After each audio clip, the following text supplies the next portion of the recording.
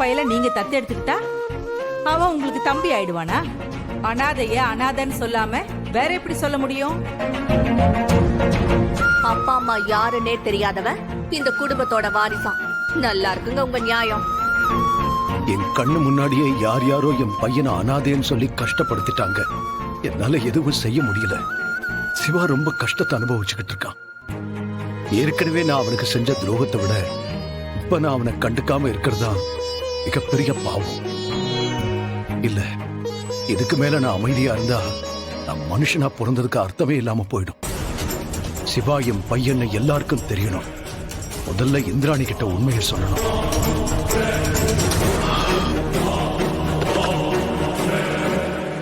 அப்படியா? It's okay, ஒன்னும் பிரச்சனை இல்ல. எங்க ஃபேமிலில எல்லாரும் ரெடியா இருப்போம். நீங்க கரெக்ட் டைமுக்கு வந்துருங்க. ஓகே ஓகே, பாய். ஹலோ இந்திரமா, சொல்லுங்க சித்தப்பா. உன்கிட்ட ஒரு முக்கியமான விஷயம் சொல்லணுமா? கேபினுக்கு வரியாமா? இது வரேன் சித்தப்பா. இந்த அசாத்தியமான வளர்ச்சிக்கு பின்னாடி இருக்கிற உங்க குடும்பத்தோட சப்போர்ட் பத்தி சொல்லுங்களேன். எங்க குடும்பத்தோட பலமே ஒற்றுமைதான். முக்கியமா என் சித்தப்பா உதய பெருமாள். இவரோட வழிகாட்டுதலும் இந்த வீட்டோட பாரம்பரியமும் தான் எங்களை இந்த உயரத்துக்கு கொண்டு வந்திருக்கு. நாங்க எல்லாரும் ஒரே ரத்தம், ஒரே குடும்பம். சார், உங்க பொண்ணு இந்திராணி உங்களை பத்தி இவ்வளவு பெருமையா சொல்றாங்க. பிசினஸையும் தாண்டி இந்த வெற்றி குடும்பத்தோட தலைவரா இருக்கிறது உங்களுக்கு எப்படி சார் இருக்கு?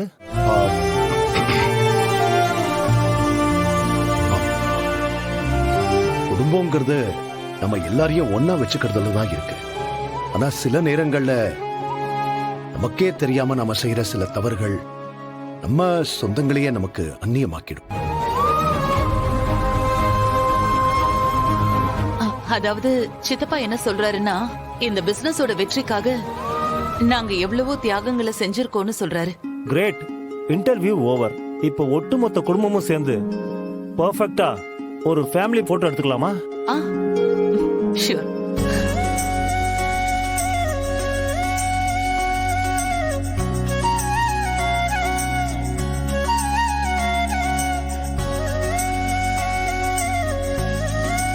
ஐலி, என்ன அங்க நிக்கிறீங்க? வாங்க, வந்து போட்டோக்கு போஸ் கொடுங்க.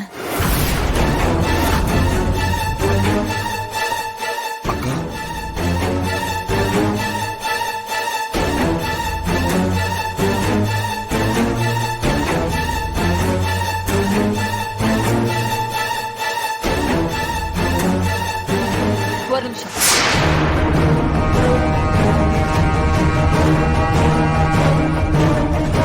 இந்த போட்டோல அந்த அனாதையும் அவ கூட இருக்கிறவளும் இருக்கணும்னா நாங்க இந்த போட்டோல நிக்க மாட்டோம். இவங்களுக்கெல்லாம் இந்த குடும்ப போட்டோல என்ன வேலை? யாருக்கு என்ன தகுதின்னு இருக்குல்ல?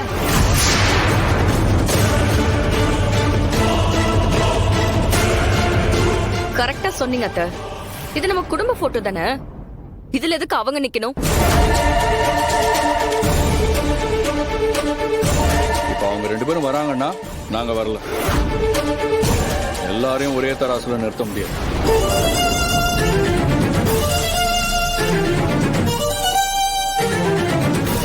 இப்படிதான் அடுத்தவங்க முன்னாடி நடந்துப்பீங்களா? அத நாங்க கேட்கணும் இந்திரா. இப்படிதான் அடுத்தவங்க முன்னாடி எங்களை அசிங்கப்படுத்துவியா? இப்ப அசிங்கப்பட்டது நீங்களா இல்ல அவங்களா? அண்ணி, சும்மா எல்லாத்துக்கும் சண்டை இழுக்காதீங்க. எங்களுக்கு விருப்பம் இல்லைன்னு தெரியுதுல, அப்புறம் ஏன் திரும்ப திரும்ப இதையே பண்ணிக்கிட்டு இருக்கீங்க? இப்பெல்லாம் அவங்களுக்கு நான் தம்பியா இல்ல அவன் தம்பியான்னு தெரியல. எல்லாத்துக்கும் அவனை தான் முன்னாடி கொண்டு வந்து நிறுத்திட்டு இருக்காங்க. என்ன என்கிறாது? இன்னைக்கு நம்ம சேனலோட வளர்ச்சி பத்தி இன்னொரு சேனல்ல இருந்து இன்டர்வியூ எடுக்க வந்திருக்காங்க. ஆனா இவங்களுக்கு எல்லாம் முன்னாடி நம்ம குடும்பமான தான் போகும் போல இருக்கே. அவங்க எல்லாம் ஒரு மாதிரி பாத்துக்கிட்டு இருக்காங்க. சீக்கிரமா முடிச்சு அனுப்பிச்சு விடு.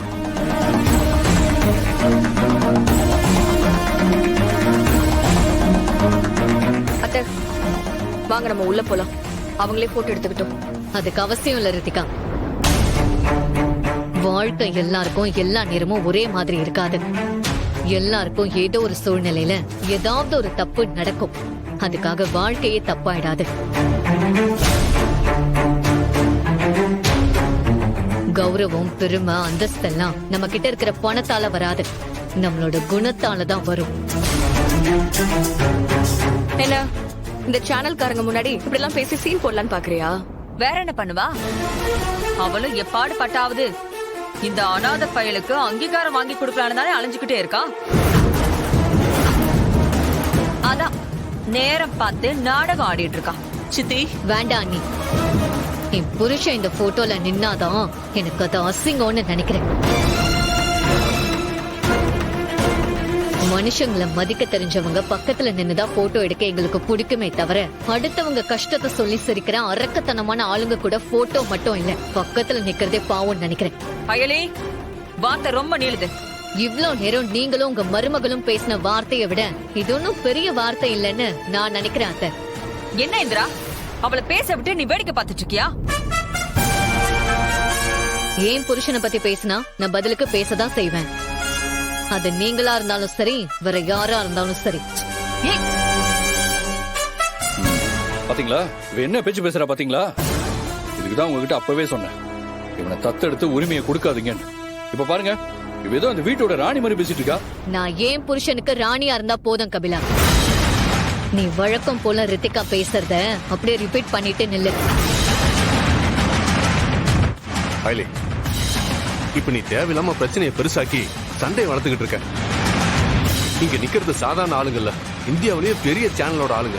என் புருஷனை இவங்க அவமானப்படுத்தும் போதும் இதே ஆளுங்க இங்க இருக்கதானே மாமா செஞ்சாங்க. அப்போ உங்களுக்கு இவங்களை தடுக்கணும்னு தோணலையா? இப்படி எல்லாம் பேசினா உன் புருஷன் எங்க குடும்பத்தை ஆளாயிடுவானா? என்ன இருந்தாலும் அவன் அனாதான். உங்கள மாதிரி ஆளுங்களுக்கு உறவா இருக்கிறத விட அனாதையா இருக்கிறது எவ்வளவோ மேலு.